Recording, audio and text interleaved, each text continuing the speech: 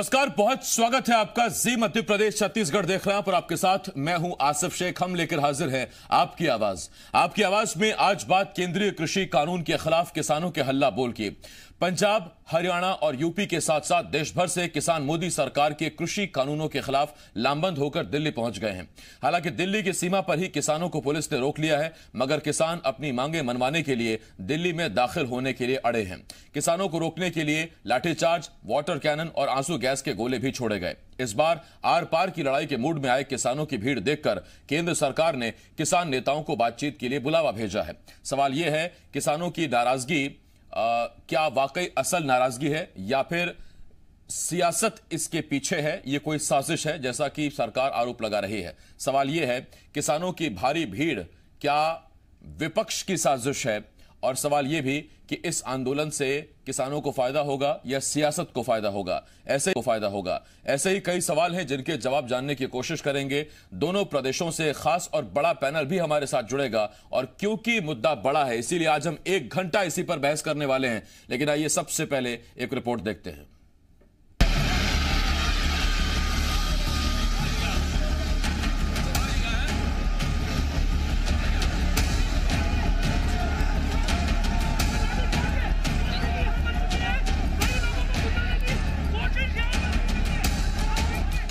दिल्ली की हद में दाखिल होने के लिए हर हद पार करने की कोशिश करता देश का किसान, किसानों की भीड़ को काबू में करने की कोशिश करती पुलिस, किसानों पर वाटर कैनन, आंसू गैस के गोले और लाठीचार्ज।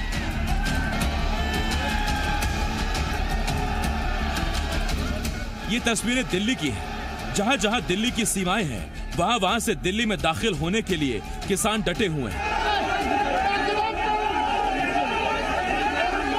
हंगामा जबरदस्त है और इसका सबब है केंद्र के वो 3 कृषि कानून जो 4 महीने पहले मोदी सरकार ने पास कराए। किसान तो छोड़िए, सरकार खुद अपने साथियों को भी कानून को लेकर भरोसे में नहीं ले पाई। यही वजह है केंद्र में मंत्री हरसिमरत कौर बादल ने पद से इस्तीफा दे दिया था। तब से लेकर अब तक किसान इस कानून का विरोध कर रहे हैं। सवाल यह है, किसान चाहते क्या हैं? उनकी मांगे क्या है? किसानों की सबसे बड़ी मांग है कि आवश्यक वस्तुओं के भंडारण पर छूट की वजह से किसान और आम आदमी को नुकसान होगा, जबकि मुनाफा व्यापारी कमाएंगे। किसानों की मांग है एमएसपी को कानून में शामिल किया जाए। इसके साथ ही उन्हें मंडियों के अस्तित्व पर भी खतरा महसूस हो रहा है। इन्हीं मांगों को लेकर पंजाब, हरियाणा और यूपी के साथ देश भर से किसान दिल्ली का रुख कर रहे हैं। एमपी से भी करीब 700 और छत्तीसगढ़ से करीब 300 किसान दिल्ली पहुंचे हुए हैं। एमपी के जिन जिलों से किसान दिल्ली पहुंचे हैं उनमें हरदा, बड़वानी, होशंगाबाद, गुना, राजगढ़, मुरैना, शिवपुरी जैसे जिले शामिल हैं। किसानों का साफ कहना है शुक्रवार से नेशनल हाईवे पर चक्का जाम करेंगे। जो पंजाब और हरियाणा के किसानों के साथ में अत्याचार हो रहा, पूरे देश के किसानों के साथ में अत्याचार हो रहा, उस पे कल से उत्तर प्रदेश, उत्तराखंड, इनमें अपने हाईवे पे किसान आएगा। जहां उनके पॉइंट है। किसानों के बढ़ते आंदोलन के बाद केंद्रीय कृषि मंत्री नरेंद्र सिंह तोमर ने बयान दिया और कहा कि किसान नेताओं से मिलकर उन्हें समझाया जाएगा और अगर कोई गलतफहमी है तो दूर किया जाएगा। सरकार पूरी तरह चर्चा के लिए तैयार है। चर्चा के माध्यम से ही रास्ते निकलते हैं, इसलिए कृपा करके वो अपने आंदोलन को स्थगित करें, चर्चा के लिए आएं और हम उनका चर्चा और स्वागत करने के लिए तैयार हैं। एक तरफ जहां मोदी सरकार के खिलाफ प्रदर्शन करने किसान बड़ी तादाद में दिल्ली पहुंचने की कोशिश कर रहे हैं, तो वहीं छत्तीसगढ़ में भी किसानों का आंदोलन जारी है। यहां किसानों को दोनों सरकारों से नाराजगी है। केंद्रीय कृषि कानूनों का विरोध कर रहे किसान छत्तीसगढ़ में धान खरीदी में हो रही देरी को लेकर कांग्रेस सरकार से भी नाराज है। अभी दिसंबर में धान खरीदी शुरू कर रहे हैं, जबकि इसी छत्तीसगढ़ के अंदर 25 अक्टूबर से धान खरीदी शुरू हुआ करता था। ये सरकार की मंशा भी ठीक नहीं है। देश के अन्य प्रदेशों में धान खरीदी फसल की खरीदी जो है करीब कंप्लीट होने जा रहा है और यहाँ पर बारदाने का हवाला देकर के किसानों के साथ नुकसान करने, किसानों का छल करने के लिए यह सरकार में उतरी हुई है। दूसरी तरफ सीएम बघेल ने दिल्ली में किसानों पर हुए लाठीचार्ज को गलत बताया और केंद्र सरकार को निशाने पर लिया। अन्नदाता पे इस प्रकार से कार्रवाई किया जाना बेहद निंदनीय है। सरकार को चाहिए कि उनको बुला के बात करें, उनके प्रतिनिधियों से बात करें क्योंकि जब से ये कानून बना है तब से लगातार किसानों के बीच में एक भय का वातावरण है। सवाल यह है, क्या किसान वाकई कृषि बिल के खिलाफ सड़कों पर हैं या फिर उन्हें सियासत का मोहरा बनाया गया है? बीजेपी इसे सीधे सीधे विपक्ष की साजिश करार दे रही है। वैसे अगर ये विपक्ष की साजिश है भी तो सरकार किसानों को बिल समझाने में नाकाम क्यों रही? वैसे सबसे बड़ा सवाल तो ये है, आखिर इस संग्राम में किसकी जीत होगी? सियासत और किसानों में से किसका नफा होगा और किसका नुकसान? ब्यूरो रिपोर्ट, जी मीडिया। एक बड़ा पैनल हमारे साथ जुड़ रहा है इस वक्त। हमारे साथ प्रताप भानु शर्मा जी, पूर्व सांसद, कांग्रेस के सीनियर लीडर, इसके साथ साथ किसान नेता केदार सिरोही जी और किसान नेता संजय पराते जी छत्तीसगढ़ से हमें ज्वाइन कर रहे हैं। और अब से कुछ ही देर में हमारे साथ मध्य प्रदेश के एमएसएमई मंत्री ओम प्रकाश सकलेचा जी भी ज्वाइन करेंगे। मैं आप तीनों का बहुत बहुत स्वागत करता हूं। सकलेचा साहब भी आ गए हैं। सकलेचा साहब, आपका भी बहुत बहुत स्वागत है। तो चारों मेहमान अब हमारे साथ है, लेकिन सबसे पहला सवाल केदार सिरोही जी, डिबेट की शुरुआत मैं आपसे कर रहा हूं। मुद्दा किसानों का है, आप ही से शुरुआत करता हूं। दिल्ली पहुंच रहे हैं, हरियाणा, पंजाब, उत्तर प्रदेश और मध्य प्रदेश से भी कई किसान गए हुए हैं। बताया जा रहा है कि 600 से 700 की संख्या है जो मध्य प्रदेश से किसान दिल्ली पहुंचे हैं। क्या आपत्ति है, क्या मांगे हैं? देखिए, दिल्ली 600-700 और 800-900 लोग करीब किसान पहुंचे हैं। मैं भी दिल्ली पहुंचा हूं। सवाल पूरे देश के किसानों का बस इतना सा है कि जो ये संवाद है, ये भारत पाकिस्तान के बीच में स्थापित करने के लिए जद्दोजहद नहीं है। आज ये जो किसान आ रहे हैं, ये संवाद करना चाहते हैं। अब मालिक जो है किसान, वो अपने चौकीदार के साथ संवाद करना चाह रहा है। तो देश का जो चौकीदार है वो किसानों के साथ इतनी बड़ी जिद पर क्यों अड़ा है कि जो आ रहे हैं संवाद करने के लिए? जो मालिक है देश का, पूछना चाहता है कि आपने हमारे हित का जो निर्णय लिया है, इसका हित हम पर कैसे होगा, ये पूछने के लिए वो आ रहा है। तो उसको आने से रोकने के लिए पूरा देश का पूरा ताकत जो है वो झोंक दिया है रोड पर। आप रोड पर देखिए, हम किसान हैं, अगर हम किसानों के साथ किस तरीके का व्यवहार किया जा रहा है। ठंड के मौसम में पानी डाला जा रहा है, जो आंसू गैस के गोले हम पर बंद कर दिए हैं, वो आंसू गैस के गोले दागे जा रहे हैं। जहां तक जो बाढ़ फेंसिंग पर जो ब्लेड वाली तार लगाने वाली थी, वो तार पर प्रतिबंध लगा हुआ है, वो हमारे लिए लगा दिया गया। रोड पर 10-10 टन के बेरी पत्थर रख दिए। आज अगर किसान आ रहा था, जो देश का मालिक है, वो अपनी चौकीदार से पूछने के लिए, तो जो प्रधानमंत्री जी है, ये हर आदमी की जहां जरूरत होती है, अनुष्का शर्मा की शादी होती है, तो वहां पर ये चले जाते हैं। फैंसी ड्रेस का देश में एक बड़ा सा शौक चढ़ा हुआ है। दाढ़ी बड़ी हुई थी, पगड़ी पहनकर किसानों की वेशभूषा में किसानों के बीच में आ जाना चाहिए था, पूछ लेना चाहिए था आपकी तकलीफ क्या है। ये तकलीफ जानने से इतनी दूरी क्यों बना रहे? यही डर, यही शंका किसानों में रोष पैदा कर रही। नहीं, दिल्ली में आप जानते हैं कि इस वक्त दिल्ली ऐसा स्टेट है जहां कोरोना के सबसे ज्यादा मामले आ रहे हैं। इतनी बड़ी तादाद में वहां लोगों का पहुंचना सरकार के लिए भी चिंताजनक है और आपके खुद के लिए भी रिस्की है। बिल्कुल, मैं मानता हूं। आज किसान जो जान जोखिम, आप सोचिए, हर आदमी जीने के लिए काम करता है, हर आदमी चाहता है मैं खुद अच्छे से खुशहाली के साथ जी। किसान भी यही मांग करने के लिए ये उसके सामने कितनी बड़ी पीड़ा होगी कि वो कोरोना जैसी महामारी के सामने देखते हुए भी वो घर से निकला है, बच्चों को छोड़कर निकला। 4-4 महीने का, मैं अभी ट्रालियों में था पीछे, 4-4 महीनों का अनाज साथ में लाए हैं।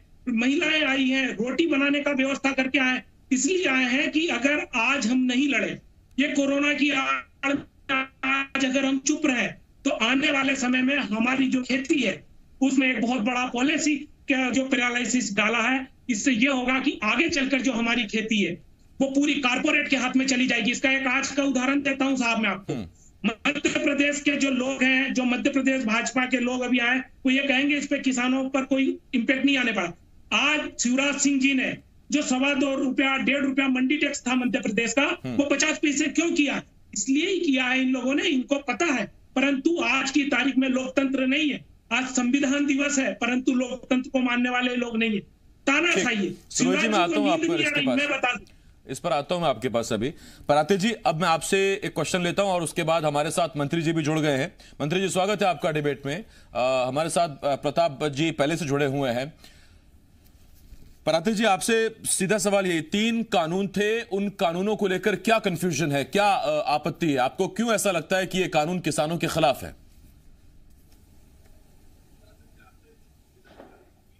कंफ्यूजन कुछ नहीं है। कंफ्यूजन तो इस देश की सरकार को है, किसानों को कहीं पर भी कोई कंफ्यूजन नहीं है। यदि ये 3 कानून लाते हैं, 3 कानूनों में आप ठेका कृषि को अनुमति देते हैं, आप इन कानूनों में न्यूनतम समर्थन मूल्य को कानूनी रूप से घोषित नहीं करते, जबकि ये आपका सरकार में आने से पहले का वादा था। और समर्थन मूल्य के मामले में C2 प्लस 50% देने का वादा था। आपने किसानों के साथ इन पूरे 6-7 सालों में छल किया है। जो आवश्यक वस्तु अधिनियम के जरिए पूरे बाजार को कालाबाजारी से बचाने की व्यवस्था की गई थी, आपने उन तमाम कानूनों को खत्म कर दिया। तो किसान पूरी तरीके से बर्बाद होने वाले हैं, उपभोक्ता पूरी तरीके से बर्बाद होने वाले हैं, और पूरी अर्थव्यवस्था को आप कारपोरेटों के। पराते जी, जो आपने 3 बातें कही, इसमें जो बाद की 2 बातें थी उस पर तो समझ में आता है कि यदि भंडारण, जो आवश्यक सेवा अधिनियम है 1955 वाला, उस पर भंडारण पर से क्योंकि छूट दे दी गई है तो उसमें कालाबाजारी का एक एंगल जरूर बनता है। लेकिन जो आपने पहली बात कही, ठेका किसानी वाली, ठेका खेती वाली, तो उसमें सरकार आपको यह भी तो सीधा सीधा कहती है कि वो आपकी मर्जी है कि आप पहले की तरह खेती करना चाहते हैं या कॉन्ट्रैक्ट फार्मिंग की तरह बढ़ना चाहते हैं। चॉइस है ना आपको। बिल्कुल सही बात है। हमारे गांव में जो साहूकार होता है ना, कर्ज देते समय कहता है कि भैया कर्ज आपको लेना है, आपकी मर्जी है लेना है नहीं लेना है। तो आप यदि ठेका खेती को अलाउ करते हैं और उसमें किसानों की सुरक्षा के लिए कोई प्रावधान नहीं है, आप किसान को पूरे इनपुट्स उनके अपने भाव पर कंपनियों से लेना पड़ेगा। किसान जब पैदा कर लेगा तो समर्थन मूल्य देने की कोई बाध्यता इन कारपोरेट कंपनियों को नहीं है। गुणवत्ता के आधार पर ये उनकी पूरी फसल को रिजेक्ट कर सकते हैं। तो क्या होगा किसानों का? धीरे धीरे किसानों के हाथ से जमीन जाएगी और हमारी पूरी जो खाद्यान्न संप्रभुता है, आज हमारे देश का किसान देश की जरूरत के लिए अनाज पैदा करता है। कल जो है हमारे देश का किसान कारपोरेट और साम्राज्यवादी देशों की जरूरतों के अनुसार पैदा करने के लिए बाध्य हो जाएगा। ये खतरा हमारे सामने है। मैं इस पर खेती की इस पर लौट रहा हूं मैं आपके पास। और दूसरी बात, हमारा जो हमारा जो व्यावहारिक अनुभव है छत्तीसगढ़ का, वो भी ये बताता है कि ठेका खेती किसानों के पूरी तरीके से खिलाफ है। ठीक, मैं पराते जी इस पर आ रहा हूं आपके पास, मंत्री जी आपके पास आ रहा हूं, उसके बाद प्रताप जी आपके पास आता हूं, क्योंकि प्रताप जी आप पर तो सीधा आरोप बीजेपी लगा रही है कि ये किसान अगर पहुंच रहे हैं तो इसके पीछे विपक्ष की साजिश है। तो बहुत से सवाल पूछने हैं मुझे आपसे। मंत्री जी आपसे सवाल, मेरा सीधा सवाल, सर केंद्रीय कृषि मंत्री कहते हैं कि बातचीत से ही हर मुश्किल का रास्ता निकलता है। 3 दिसंबर को उन्होंने किसान नेताओं को मिलने के लिए बुलाया भी है। मेरा आपसे सीधा सवाल यह कि जब सरकार बातचीत करने को तैयार है तो फिर इतने बड़े कानून लाने से पहले आपने किसानों से बातचीत क्यों नहीं की? और इसी से खफा होकर आपकी सरकार की एक सहयोगी मंत्री ने इस्तीफा दे दिया। आपका एक संगठन दल, आपके घटक दल, वो आपको छोड़कर चला गया। जब बातचीत करनी ही थी तो पहले क्यों नहीं की?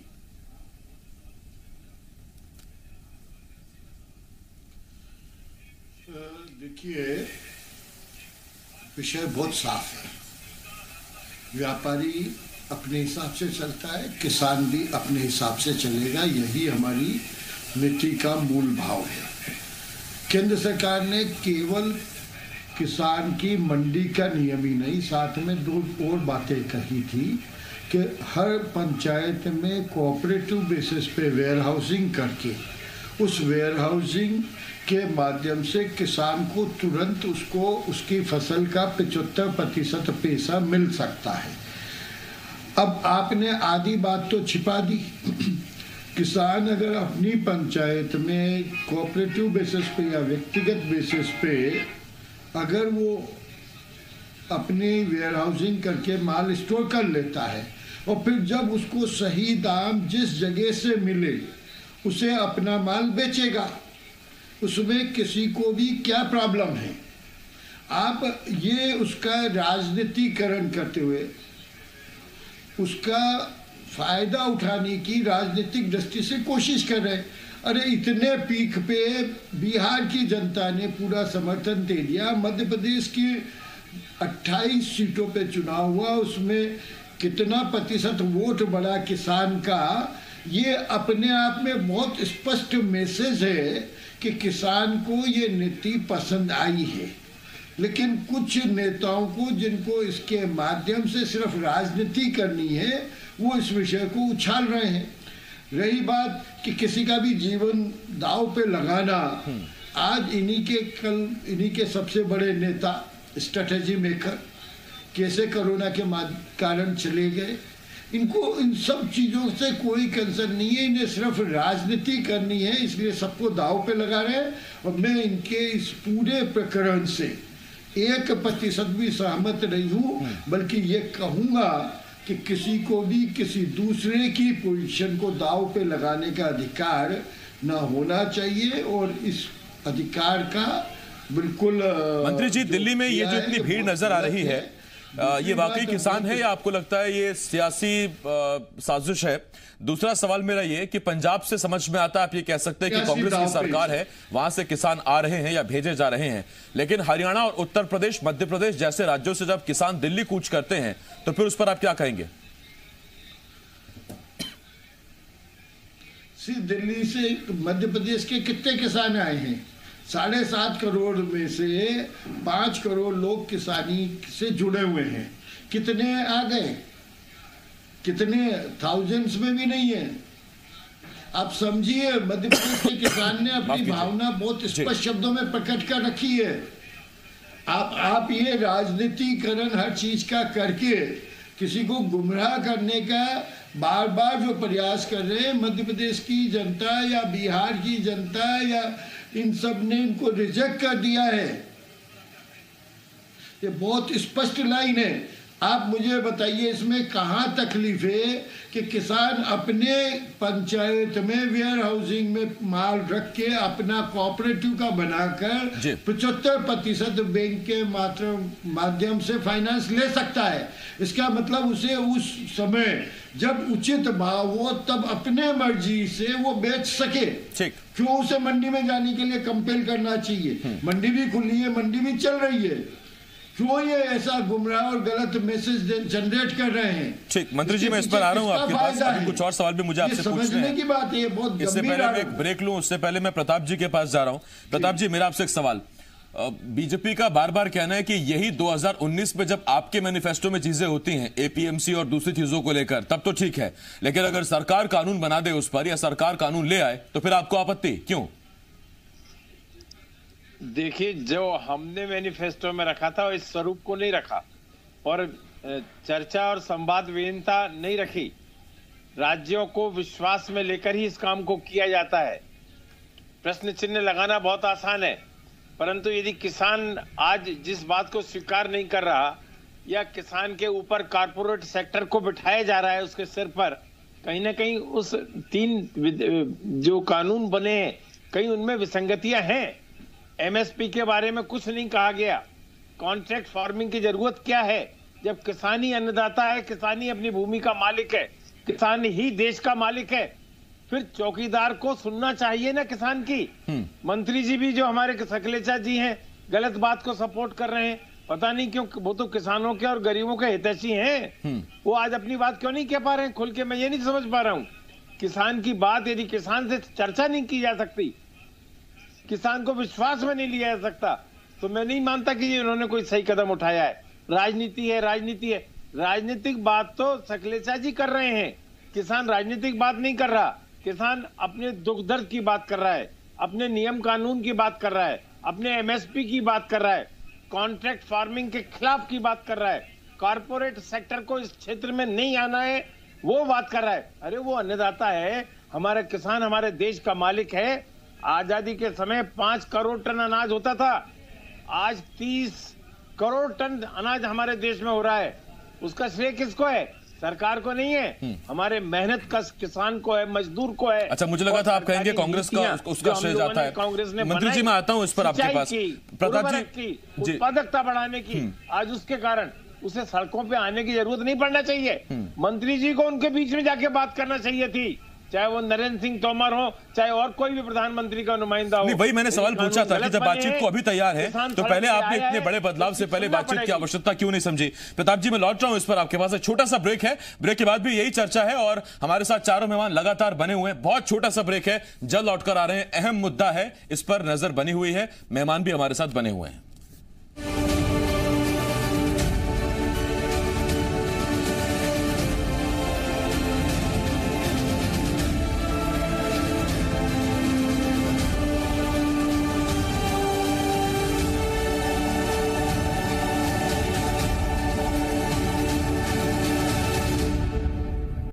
जी मध्य प्रदेश छत्तीसगढ़ अन्य 70 चैनलों के साथ न्यूज ब्रॉडकास्टर्स एसोसिएशन का सक्रिय सदस्य है। हम एनबीएसए द्वारा जारी आचार संहिता और निर्देशों का कड़ाई से पालन करते हैं। ऐसे चैनलों से सावधान रहें जो रेगुलेटेड नहीं हैं। एनबीए का सदस्य होना खबरों की प्रामाणिकता की गारंटी है।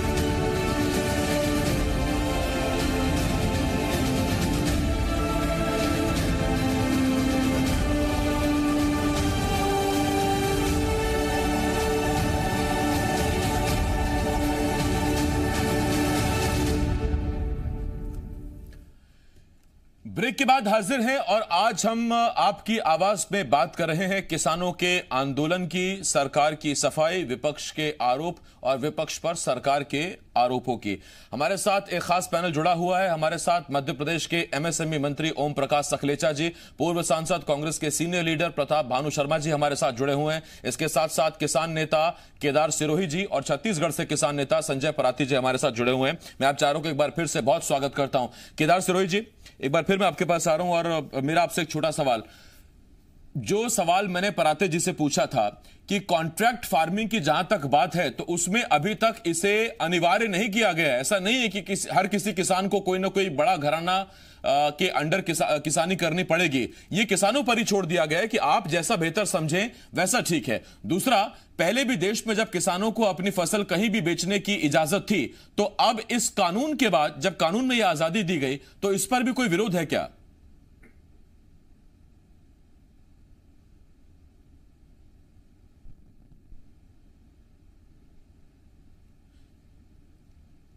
केदार जी को आवाज मेरी लगता है नहीं मिल पा रही है। मैं दोबारा उनके पास जाऊंगा जब वो मुझे सुन पाएंगे। संजय पराते जी, आपके पास आ रहा हूं और एक सवाल तो मैंने आपसे पहले ही पूछ लिया था जो मैं सिरोही जी से पूछने जा रहा था। दूसरा सवाल मैंने आपसे यह पूछा कि जब देश में पहले भी फसल बेचने की कहीं भी आजादी थी, अगर इसे कानून की शक्ल में आजादी दे दी गई किसानों को, तो इसमें क्या आपत्ति है?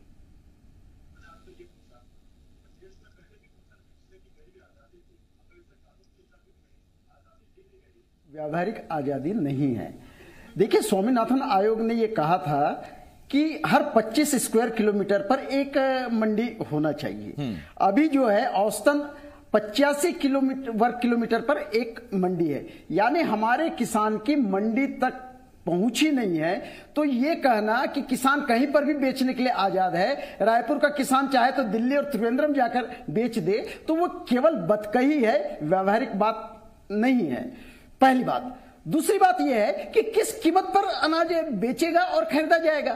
तो अभी तक जो है न्यूनतम समर्थन मूल्य किसानों को नहीं मिल रहा है। वो कहीं पर भी बेच रहा है, चाहे मंडी के अंदर बेच रहा है या बाहर बेच रहा है। हम ये चाहते हैं कि आप न्यूनतम समर्थन मूल्य स्वामीनाथन आयोग की सिफारिश के आधार पर क्यों नहीं तय कर रहे हैं कि जो कोई भी खरीदेगा इससे कम कीमत में खरीदेगा नहीं। तो हम समझ सकते हैं कि फिर आप किसानों को आजादी दे रहे हैं और खरीदार जो है बाध्य है उसको सही कीमत देने के लिए। तो ये चीज नहीं की जा रही है। तो साफ तौर से बाजार में जो शक्तियां काम करती है और अब जो कारपोरेट शक्तियां आने वाली है, किसान के लिए वहां लूटने के अलावा और कोई भी रास्ता नहीं है। ठीक। सिरोही जी, क्या आप मुझे सुन सकते हैं? केदार जी, आपसे जो मेरा सवाल है वो आपने पता नहीं सुना कि नहीं सुना, लेकिन मैं एक नया सवाल आपसे पूछता हूं। मैंने पराते जी से वो सवाल पूछ लिया। ये थोड़ा सा व्यवहारिक नहीं लगता है इस लिहाज से कि किसान अपनी फसल कहीं भी बेच दे। अगर देश में कहीं धान, क्योंकि आजकल धान है और धान की खरीदी भी हो रही है, छत्तीसगढ़ में भी धान खरीदी होने वाली है, अगर कहीं धान हो रही है तो 10-15 दिन या बहुत हद तक 20 दिन 25 दिन इतने ही आगे पीछे होगा कि पहले उस प्रदेश के किसानों ने धान बो दिया, आज इस किसान ने धान बो दिया। छत्तीसगढ़ में जैसे धान की खरीदी 1 दिसंबर से होने वाली है और यहां हम जानते हैं कि 2500 रुपए में सरकार धान खरीदी कर रही है। ऐसे में अगर मध्य प्रदेश या छत्तीसगढ़ से लगते किसी भी राज्य, चाहे वो महाराष्ट्र हो या ओडिशा हो या खुद मध्य प्रदेश हो, वहां का किसान मंडी में ना जाकर भी अगर किसी व्यापारी को अपनी धान बेचना चाहे तो कैसे बेचेगा? क्योंकि इस वक्त सीमा पर धान लाना ही बैन है। यह व्यवहारिक लगता ही नहीं है, विरोधाभास है अपने आप में।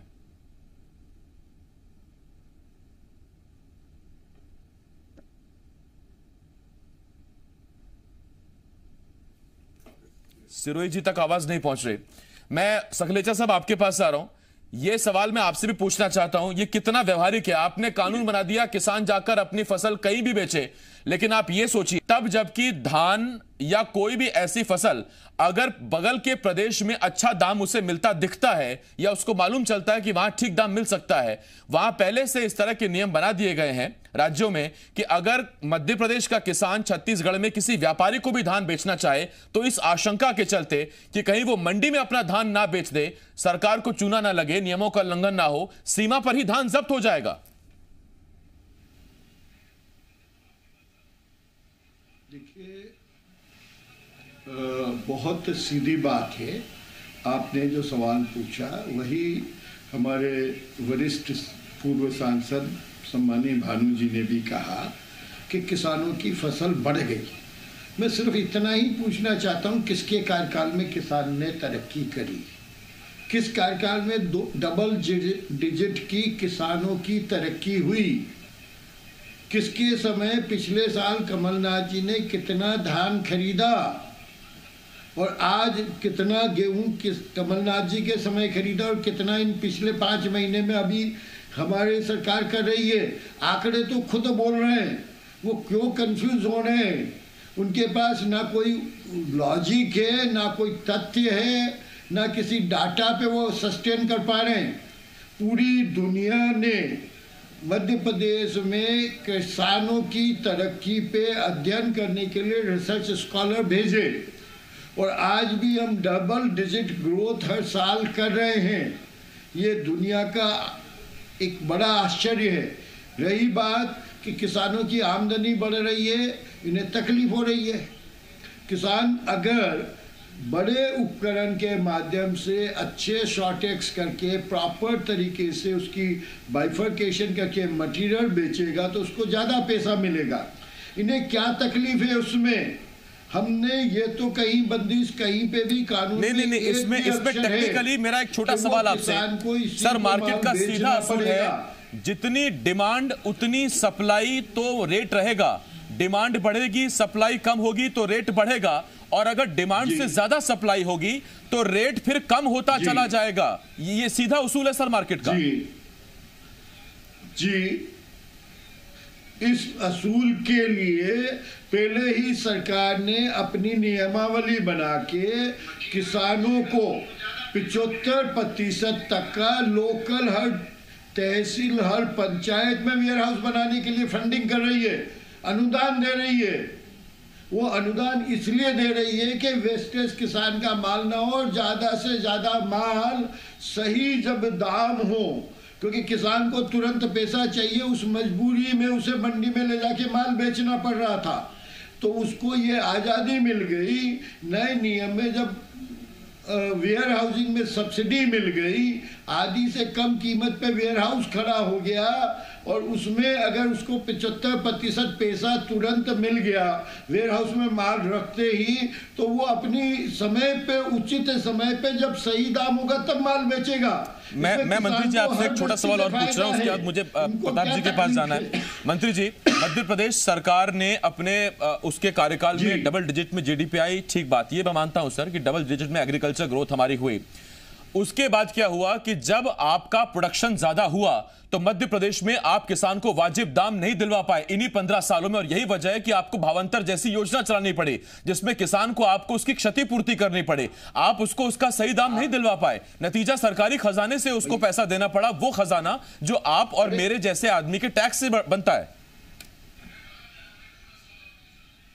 बिल्कुल बिल्कुल सही बोल रहे हैं आप कि वो खजाना कोई भी कारण से आया, लेकिन उस समस्या का परमानेंट हल क्या है? उस समस्या का परमानेंट हल है वेयर हाउसिंग में सब्सिडी ज़्यादा से ज़्यादा देके वेयर हाउसिंग और उसको प्रॉपर स्टोर करने की स्थिति करना। इसमें कहाँ तकलीफ है मुझे ये समझाइए कि अगर हर पंचायत में वेयर हाउस बन रहा है और उसके लिए सब्सिडी दे रहे हैं और उसके लिए हम जमीन दे रहे हैं, तो किसको आपत्ति है, किसका नुकसान होगा? आप उस बात को देखिए। एक समस्या आएगी, समस्या रोज आएगी जीवन में, लाखों वर्ष से दुनिया चल रही है, कभी समस्या खत्म नहीं हुई। समस्या और विकास एक ऐसी चीज है जो हर बार नए स्वरूप में आएगी। मैं आपको बस इतना ही कहना चाहता हूं कि किसानों को वेयर हाउसिंग के लिए हर पंचायत में अगर सब्सिडी सरकार दे रही है और हर सब्सिडी के बाद 75% उसे बैंक से फाइनेंस मिल जाता है तुरंत, तो कहाँ किसान को नुकसान हो रहा है? ठीक, मैं इस पर मंत्री जी आ रहा हूँ आपके पास। प्रताप जी इंतजार करें, उनके पास जा रहा हूँ। ये व्यापारियों के द्वारा जो ठीक, केदार सिरोही जी हमें सुन सकते हैं इस वक्त। मैं आता हूं आपके पास मंत्री जी। किसान को उसको फंडिंग देने की जरूरत है। अरे मंत्री जी, किसानों की भी सुन लीजिएगा, अपने जो साथी पैरल उनको भी सुन लीजिए सर, फिर मैं आपके पास आता हूं उस पर। प्रताप जी आपके पास आ रहा हूं, लेकिन सिरोही जी को आवाज हमारी मिल रही है, अब मैं उनसे पूछ लेता हूं। सिरोही जी, आपसे मेरा एक छोटा सवाल है, अगर एमएसपी या मंडी के बारे में कानून में जिक्र नहीं है तो सरकार ने मना भी तो नहीं किया, फिर ऐसा क्यों लगता है कि कंफ्यूजन में ये इतना बड़ा आंदोलन खड़ा हो रहा है? एमएसपी के लिए सरकार ने मना नहीं किया कि हम खत्म करने वाले हैं, ना ये कहा कि मंडियां खत्म करने वाले हैं। कई मौकों पर बड़े से बड़ा नेता कह चुका है कि ना एमएसपी खत्म होगी ना मंडियां खत्म होंगी। देखिए, ये कोई राजनीति में कहने वाली बात होती नहीं है कि ये मंडियां खत्म नहीं होगी। आज देखिए, मध्य प्रदेश और पूरे भारत का 500 किसान संगठन, जिसमें हर विचारधारा का संगठन इन्वॉल्व है, यहां तक कि भारतीय जनता पार्टी का अनुसांगिक संगठन भारतीय किसान संघ भी इसमें शामिल है, उसने भी इस चीज का विरोध किया, आशंका जाहिर की है। देखिए, जब नीति बनती है, हमारे देश में एक बात कही जाती है, हमारे गाँव में कहावत है, पूत के पांव पालने में हम लोग देख लेते हैं, बादल देख के हम लोग 4 महीने आगे का अनुमान लगा लेते हैं, गाय भैंस का पेट देख के हम बता देते हैं ये बच्चा मेल देगी या फीमेल देगी। तो क्या हमारे देश का किसान, जो ये ड्राफ्टेड पॉलिसी है जो कारपोरेट के इशारे पर की गई है, क्या इसको हम लोग नहीं समझ पाएंगे? आज ये जो वेयरहाउस की बात कर रहे हैं, मुद्दे से छूट के भाग रहे हैं। वेयरहाउसिंग में जो कमोडिटी जो रिसिप्ट फाइनेंस है, WHR वेयरहाउस रिसिप्ट फाइनेंस है, ये 2000 से चल रहा है, 20 साल हो चुके। आप बताइए गांव में जाके कि जिसके पास 2 एकड़ जमीन है, जिसका 30 कुंटल गेहूं पैदा होता है, 15 कुंटल खाने और बीज के लिए रख लेता है, वो 10-15 कुंटल में साल भर जिसको चलाना है वो वेयरहाउस में रखेगा? कतई नहीं रखेगा। बात यह है कि ये जो पूरा सिस्टम आया, इसमें किसान क्यों आक्रोशित है? उसका एक कारण है कि ये जो मंडियां हैं, ये बड़े बड़े कारपोरेट के हाथ में देने जा रहे हैं। देश में 7000 मंडियां हैं, इन 7000 मंडियों का लाइसेंस लेना पड़ता, वहां की प्रोसेस करनी पड़ती, वहां का जो लीगल ऑब्लिगेशन वो पूरा करना पड़ता, टैक्स देना पड़ता कारपोरेट को। वो उन सबसे छूट देने के लिए अपने कारपोरेट मित्रों के लिए ये कॉन्सेप्ट लाए। मैं ये कहता हूं कि आज की तारीख में ये नियम लाने की क्या जरूरत थी? आप एमएसपी का गारंटी का लाते, हर किसान के घर एक नौकरी हो उसका नियम लेके आते हैं, जो आवारा पशु फिर रहे हैं, खेतों में नुकसान कर रहे हैं, उनकी सुरक्षा के लिए लाते, गाँव में बीमार हो रहे हैं, कैंसर ट्रेन चल रही है देश में, पूरे मध्य प्रदेश में आज देख लीजिए आप, हमारे राज्य में कैंसर के मरीज दिख रहे हैं, इलाज के अभाव में हमारे लोग दम तोड़ रहे हैं, उनके लिए लेके आना चाहिए था। आज हमारी मंडियां हैं, विकसित करनी चाहिए थी, वहां पर प्रोसेसिंग यूनिट लगाना चाहिए था, फार्मर को फार्मर से कंज्यूमर तक जोड़ने के लिए नियम लाना चाहिए था। ये ठीक बात लगी मुझे सिरोही साहब आपकी, क्योंकि मध्य प्रदेश में ही बहुत दूर नहीं है कि पूरे देश में जब 80 रुपए किलो प्याज बिक रहा था, तो प्याज के एक तो भंडारण की तो पहले भी नहीं रही है कोई व्यवस्था है सच, क्योंकि भंडारण की यदि व्यवस्था होती तो उस दौर में जब सरकार को प्याज 8 रुपए प्रति किलो खरीदना पड़ा था, यदि भंडारण हो गया होता या प्रोसेसिंग यूनिट होती तो शायद इतनी गति बुरी नहीं होती। मैं उस पर लौट रहा हूं आपके पास। प्रताप जी आपके पास आ रहा हूं। प्रताप जी, किसानों की चिंता ठीक है, सरकार जब बीजेपी की है तो अपने हिसाब से समझती है किसानों की जरूरत क्या है, आप जब होते हैं तो आप अपने हिसाब से समझते हैं किसानों की जरूरत क्या है, और दोनों एक बात पर सहमत हैं कि स्वामीनाथन आयोग की सिफारिशों को लागू कर दिया जाए देश में सशर्त, माफ कीजिए बिना शर्त, यानी कि शब्दशः। ना आपने कभी लागू करी, ना कभी सकलेचा साहब मुझे इस बारे में इंटरेस्टेड नजर आते हैं। सकलेचा साहब तो विषयांतर करके वेयर हाउसिंग स्कीम पे बात करने लगे, और जैसा सिरोही जी ने कहा कि ये तो सन 2000 से चल रही है, और ये बात सही है, सब्सिडी हो, चाहे रूरल वेयर हाउसिंग हो, चाहे किसी भी तरह के किसानों का वेयर हाउसिंग हो, कोऑपरेटिव का वेयर हाउसिंग हो, कोई नई चीज नहीं है, परंतु उसका इससे कोई संबंध ही नहीं है। जो 3 बिल भारत सरकार ने बनाए हैं जिसमें किसान 500 संगठन किसानों के उनकी खिलाफत कर रहा है, उनसे चर्चा नहीं की गई, तो कुछ ना कुछ कारण तो है कि ऐसे किसान विरोधी बिल, कारपोरेट को ओबलाइज करने वाले बिल, कृषि उपज मंडी को खत्म करने वाले बिल, एमएसपी जो हमारी पद्धति इतने वर्षों से चली आ रही है, जिसमें किसान की उत्पादन लागत निकालने का एक तरीका है, और फूड सिक्योरिटी जो कि एक्ट है भारत सरकार का, उसमें उन लोगों को आवश्यक अनाज देने का प्रावधान भी है जिनको कोई दूसरे सोर्स से अनाज नहीं मिलता, और उनको पब्लिक डिस्ट्रीब्यूशन सिस्टम के थ्रू अनाज पहुंच जाता है। ऐसे भी 20-25 करोड़ लोग देश में रहते हैं, परंतु पता नहीं क्या बीजेपी को सनक है किसानों से बात नहीं करना, गरीबों से बात नहीं करना, और अपनी अपनी धकाए जाना। अरे आज कॉन्स्टिट्यूशन दिवस के दिन कम से कम संविधान का तो आदर करो, अपनी मनमानी मत करो, लोकतांत्रिक प्रक्रिया अपनाओ, किसानों से जो राष्ट्र का अन्नदाता है उसे सम्मान दो, उससे डायलॉग लो। आप देखिए सिरोही जी ने कितनी अच्छी बात करी, पराते जी ने किसानों की बात करी और अब नरेंद्र मोदी है हो चाहे नरेंद्र तोमर हो, ये तो शुरू से लगते ही किसान विरोधी हैं। नरेंद्र मोदी किसान विरोधी। मुझे ऐसा लगता है कि अडानी और अंबानी के यहाँ उनकी पूरी सरकार आप किसानों के इतने हितैषी हैं। मैं तो आपसे सीधा सवाल पूछा था सर, माना कि सखलेचा साहब विषयांतर कर रहे हैं, मेरा तो सीधा सवाल आपसे था, आप ही लागू कर देते स्वामीनाथन आयोग की सिफारिशें, और उस पर तो हमेशा सिरोही जी और पराते जी मांग करते रहे कि देश में आप बिल्कुल वही शब्दों के साथ सिफारिशें लागू कर दें। स्वामीनाथन रिपोर्ट के अनुसार ही एमएसपी का जो प्रावधान किया कांग्रेस सरकार ने किया, और उसमें ये बात सही है, लागत मूल्य जो आ रहा है उससे बढ़ाकर 50% करना वो धीरे धीरे ही होता है। 50% का उन्होंने कहा है, मैं इस पक्ष में हूं। स्वामीनाथन रिपोर्ट में कमीशन ने जो रिकमेंडेशन दी है वो एक स्ट्रोक में लागू कर देना चाहिए, चाहे हमारी सरकार जहां भी हो, हमें करना चाहिए। ये पुख्ता जवाब है मेरे सवाल का जो आपने दिया, जहां भी हो एक बार में एक झटके में वो लागू कर देना चाहिए, जिसकी भी सरकार क्यों नहीं लागू कर रही। ठीक, लौट रहा हूं मैं इस पर आपके पास, नहीं है प्रताप जी लौट रहा हूं मैं इस पर आपके पास। मंत्री जी आपसे एक छोटा सवाल, मंत्री जी केंद्रीय, प्रताप जी आ रहा हूं मैं आपके पास, प्रताप जी आ रहा हूं। सखलेचा साहब छोटा सा सवाल मेरा आपसे, केंद्रीय कृषि कानून में 1955 के आवश्यक वस्तुओं के भंडारण की सीमा को खत्म कर दिया गया, जो दूसरा कानून है, उसमें हुआ ये कि तब जबकि हाल ही में प्याज 80 रुपए किलो तक बिका तो राज्य सरकार ने अपने अधिकारों का इस्तेमाल करते हुए फौरन लिमिट तय कर दी। जब राज्य सरकार फौरन लिमिट तय कर दे रही है तो फिर केंद्र के कानून की क्या स्थिति रहेगी साहब? देखिए, बहुत साधारण सी बात थी। जब भंडारण नियम बना था उस समय देश की परिस्थितियां अलग थी, और उस समय उन परिस्थितियों में जमाखोरी वास्तव में प्राइस एस्केलेशन के लिए करी गई थी। अब पूरे भारत में खाद्यान्न का इतना ज़्यादा प्रोडक्शन है कि अब उसकी ज़रूरत नहीं है। हमारे पास 2 साल का मटेरियल स्टॉक में पड़ा है, हमारे पास मटेरियल की कमी नहीं है। आज हमें उस किसान की आमदनी बढ़ाने के तरीके ढूंढने के लिए नई चीजों का, तो फिर क्या बात है मंत्री जी, या क्या वजह है कि मेरा जैसा आम आदमी हर बार सितंबर अक्टूबर आते ही घबरा जाता है कि इस बार प्याज फिर पहुंचेगी 200 रुपए किलो? अगर इतना स्टॉक है आपके पास तो क्यों हर बार प्याज अक्टूबर नवंबर में 200 रुपए किलो पहुंच जाती है? देखिए, प्याज केवल आप अगर प्याज की बात करें तो प्याज का भंडारण बहुत अच्छे तरीके से, उसके सही तरीके से बड़ी क्वांटिटी में नहीं हो पा रहा, इस कारण ये तकलीफ आ रही है।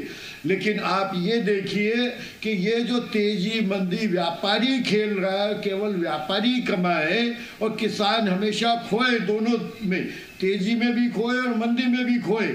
ऐसे समय से बचाने के लिए ही उसको पूरा आज़ाद और उसको पूरी आज़ादी देने का प्रयास कर रही है ये सरकार, और उसी आज़ादी के प्रतिफल से किसान सक्षम हो जाएगा तो वो अपने हक की बात करता है। और जब भी कोई व्यक्ति अपने फाइनेंशियली साउंड होता है तो अपने अधिकार की बात करता है, उससे घबराकर कांग्रेस हमेशा उसको विषयांतर करके भटकाने का प्रयास करती है, और ये पूरा प्रयास पिछले कई महीनों से कर रही है, और जनता ने हर जगह इनको उस बात को रिजेक्ट कर दी। अब ये तो राजनीति है, इतनी बड़ी देश की इतनी पुरानी पार्टी है, जी मैं लौट रहा हूं इस पर आपके पास, लेकिन जरूर है तो ये कोई बहुत बड़ा नहीं चलेगा कि किसान कहीं भी अपनी फसल बेच दे। बड़वानी से भी 3 दिन पहले तस्वीरें देखी, किसान अपने मवेशियों को गिलकी खिला रहे हैं। हम जानते हैं गिलकी जैसी फसल या गिलकी जैसी सब्जी अगर 2 दिन में उसकी खपत ना हो जाए तो वो सड़ जाती है। किसान के पास अपना ट्रक नहीं है साहब, उसके पास अपनी रेल भी नहीं है, आपने व्यवस्था नहीं करी, नतीजा उसको रेट नहीं मिला, उसने मवेशियों को खिला दिया।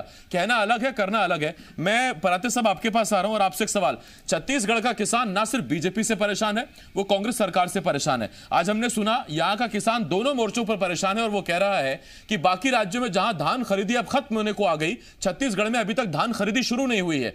1 दिसंबर से धान खरीदी होने जा रही, जबकि इसी छत्तीसगढ़ में अक्टूबर नवंबर में भी धान खरीदी होनी शुरू हुई है। और यह बारदाने की समस्या अकेले छत्तीसगढ़ के लिए है क्या?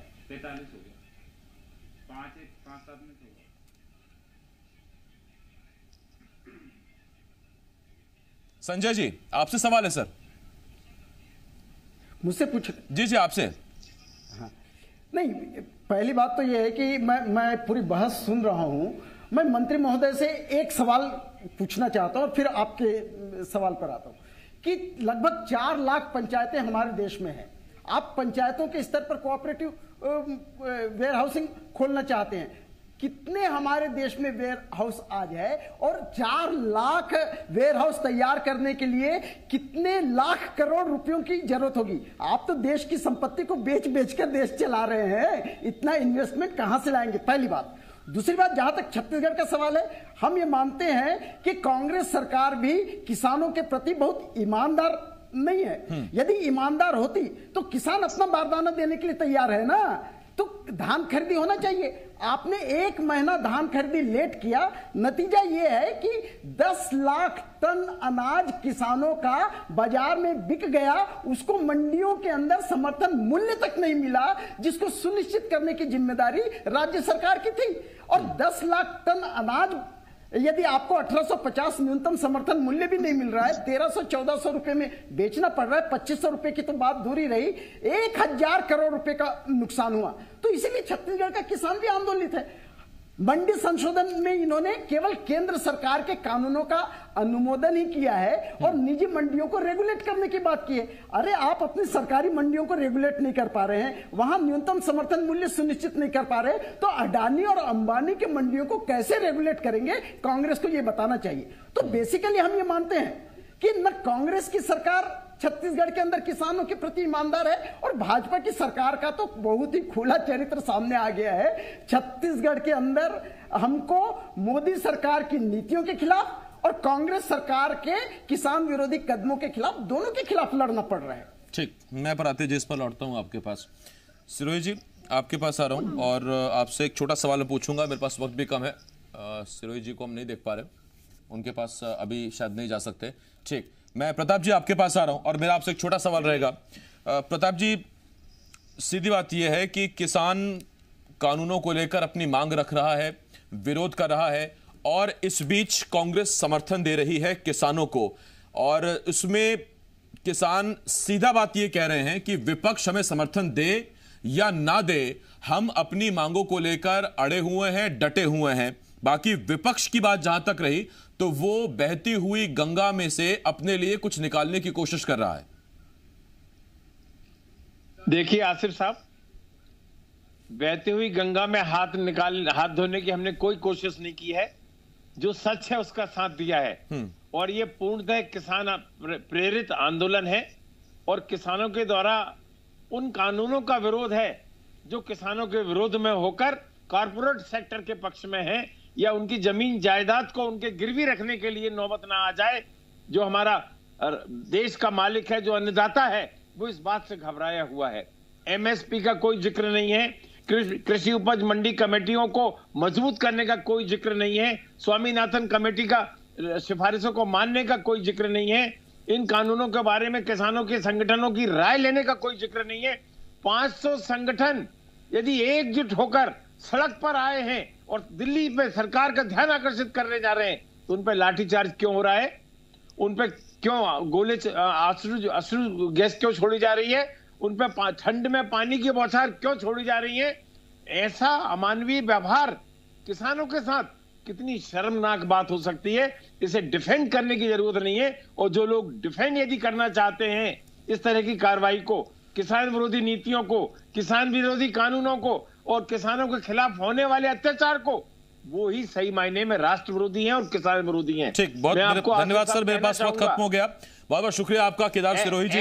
हालांकि सिरोही जी आज हमारे साथ कुछ सवाल पूछे मैंने, कुछ सिग्नल का उनका दिक्कत था, लेकिन फिर भी सिरोही जी ने सवालों के जवाब दिए। प्रार्थी जी धन्यवाद आपका, मंत्री जी बहुत शुक्रिया आपका, और प्रताप जी आपका भी शुक्रिया। देखिए बात सीधी सी है, किसानों का अगर भला चाहती हैं वाकई, या तो सरकारें कांग्रेस की या बीजेपी की किसी की भी हो, तो सबसे पहले आप एक काम करिए, और काम ये कि आप भंडारण की व्यवस्था कराइए। दूसरा काम यह करिए कि किसान की जो फसल खराब हो जाती है, औने पौने दाम पर बिकती है, उसकी चिंता कीजिए। और तीसरी सबसे बड़ी बात यह कि बीमा के नाम पर किसानों को कैसे औने पौने दाम पकड़ा दिए जाते हैं, उस पर जरा ध्यान दीजिए, क्योंकि फिर वो बीमा कंपनियों के नियम इतने जटिल होते हैं कि किसान हजारों लाखों में बीमा की प्रीमियम चुकाता है और उसको चंद सिक्कों में या रुपयों में उसको बीमा का मुआवजा आता है, उस पर जरा गौर कीजिए। और सबसे बड़ी बात यह कि तब जबकि किसान दिल्ली की सीमा पर अगर खड़ा है तो केंद्र सरकार कह रही है कि 3 दिसंबर को आइए मुलाकात करते हैं। अभी 1 हफ्ते का वक्त है।